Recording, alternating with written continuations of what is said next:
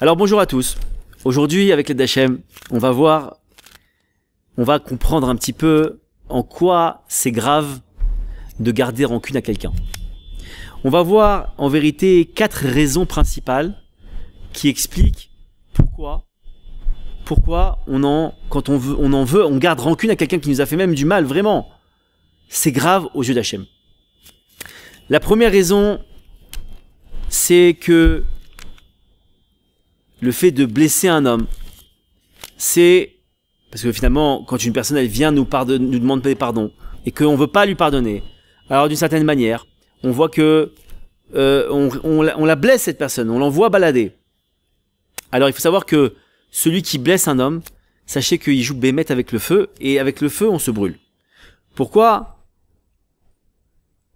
Parce que tout celui qui fait une souffrance à une créature, et en particulier à un être humain, sachez que il touche à une créature, et quand on touche à une créature, on touche au créateur. Et ça, Hachem, il ne souhaite pas qu'on le fasse, et il faut savoir que chaque personne qui le fera, entre guillemets, il va devoir payer. Sachez aussi que quand on tient rigueur à quelqu'un, même si à juste titre, il y a une chose qui est incroyable qui se passe, c'est que tout simplement, on va commencer à se demander pourquoi cette personne elle est si rigoureuse sur l'autre personne, pourquoi elle veut absolument pas lâcher le morceau. Alors, on va évidemment voir si ça se justifie. Qu'est-ce qui va se passer? On va commencer à ouvrir le dossier de cette personne pour voir si vraiment ça se justifie. Et dans ces cas-là, on va lui donner raison, bien sûr. Il veut pas lâcher. L'autre personne lui a fait du mal. Alors il lâchera pas. Donc le tribunal céleste, qu'est-ce qu'il fait? Il ouvre le dossier.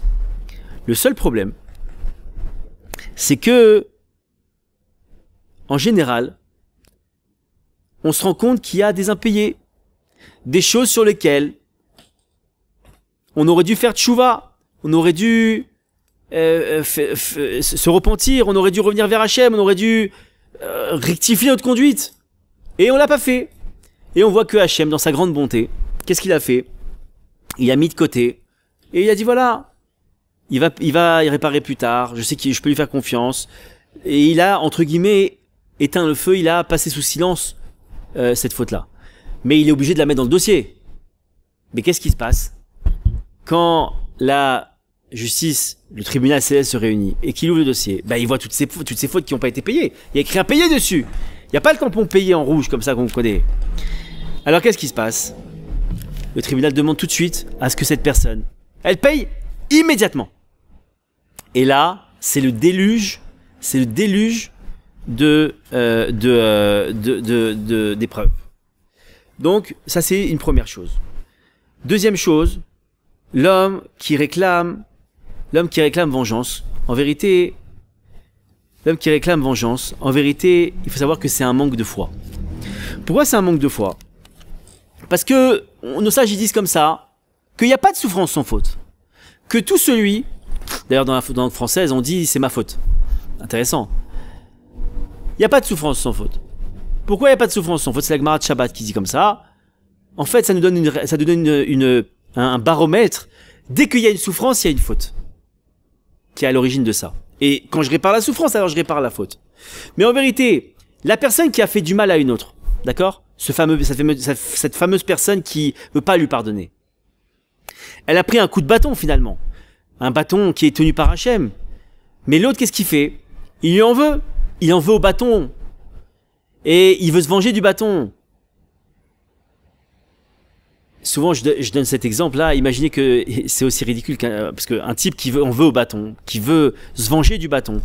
Alors, c'est aussi ridicule que finalement, une personne qui se cognerait contre un mur et qui dirait au mur, écoute-moi bien toi, je vais te faire un procès, je vais pas lâcher, c'est grave ce que t'as fait, tu m'as fait saigner, et ça, je lâcherai pas le morceau, etc., etc.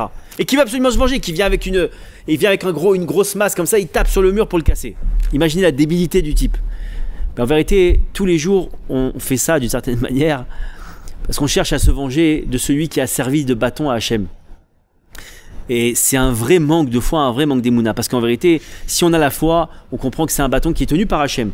Et à partir du moment où on sait que c'est un bâton tenu par Hachem, alors on va se poser la question, pourquoi Hachem il prend ce bâton pour nous taper? Il y a une raison. Après, on va dire, bah tiens, on va regarder dans la Gemara, dans le Talmud. Et qu'est-ce qu'on voit dans le Talmud? On voit qu'il n'y a pas de souffrance sans faute. Et s'il n'y a pas de souffrance sans faute, eh ben je cherche la faute. Et c'est fini. Et c'est ça la foi. Donc, cette personne-là, parce que elle n'a pas eu de foi, elle est, entre guillemets, pas entre guillemets, elle est punie pour ça.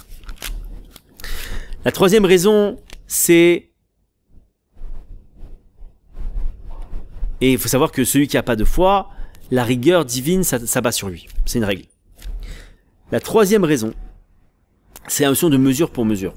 On ne va pas la développer aujourd'hui parce qu'elle est très longue à développer, mais en quelques mots, la notion de mesure pour mesure, en quelques mots, c'est on me fait ce que j'ai fait.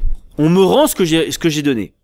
Le type, il a donné une claque, on va lui rendre une claque. Il a fait honte, on va lui faire honte. Il a volé, on va le voler. D'accord? Donc, en vérité, la mesure pour mesure, là, elle est extraordinairement puissante et belle. C'est quoi? Il est très simple. Tu ne veux pas pardonner, alors Hachem ne va pas te pardonner. C'est une règle. Celui qui veut pas pardonner, celui qui veut pas laisser couler, on laisse pas couler avec lui. Et le problème, c'est que quand on laisse pas couler avec l'autre, on se retrouve avec Hachem qui laisse pas couler. Et je peux vous dire qu'Hachem, il est très très très méticuleux. Et il connaît tout de notre vie. Il sait exactement ce qu'on a payé et ce qu'on n'a pas payé. Et en vérité, si on est entre guillemets rigide, alors Hachem il le sera aussi. Et dans ces cas-là, on va encore se retrouver, comme on l'a dit plus haut, juste avant, que tout simplement, on va devoir payer les impayés. Donc il faut faire très attention à ça. La dernière chose, c'est, il faut savoir que celui qui pardonne pas, il fait en sorte que la faute de l'autre, elle soit pas effacée. C'est un petit peu comme si, imaginez, j'utilise toujours cette image-là. Imaginez qu'il y a un type comme ça, maintenant il doit de l'argent à un autre. Et il vient pour lui payer, pour lui rendre l'argent. Et il dit à l'autre, il lui dit, regarde, j'ai l'argent plus tôt que prévu. Laisse-moi te régler. Qu'est-ce qui se passe? L'autre il lui dit, non, pas maintenant. Je veux pas recevoir ton argent.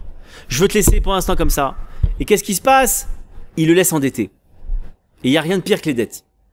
Parce que pour l'instant il peut payer. Mais après peut-être qu'il pourra pas payer. Qu'est-ce qui se passe? C'est la même chose ici. Une personne qui veut demander pardon, qui veut se laver de sa faute, entre guillemets, qui a compris que elle est allée peut-être trop loin, qu'elle a fait du mal à une personne, et que cette personne elle refuse, alors c'est de la cruauté de cette personne. C'est de la cruauté, pardonnez-moi, de la part de cette personne. Et qu'est-ce qui se passe? Alors la personne, si vous voulez, comme on l'a dit plus haut, elle reste endettée, donc elle reste ici avec sa faute, puisque l'autre, tant qu'il n'a pas pardonné, l'autre il reste, entre guillemets, accusé d'avoir fait du mal à l'autre. Et dans ces cas-là, il faut savoir que le repentir, la tchouva de cette personne, elle est bloquée rien que parce qu'il reste fauteur. Et Hachem, ça le rend très furieux. Parce que on est tous ses enfants, et un père qui voit que son fils, il a la possibilité de revenir chez lui, de rentrer chez lui, et un type, il se met devant la porte pour pas donner accès au fils, pour rentrer, je peux vous garantir que le père, ça lui met dans une colère folle. Et ça, c'est exactement ce qu'on fait quand une personne, elle ne veut pas pardonner. Il y a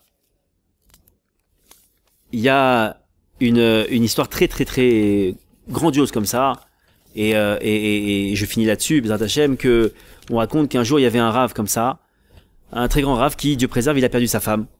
Et à un certain moment, après le deuil, on lui a proposé de se remarier.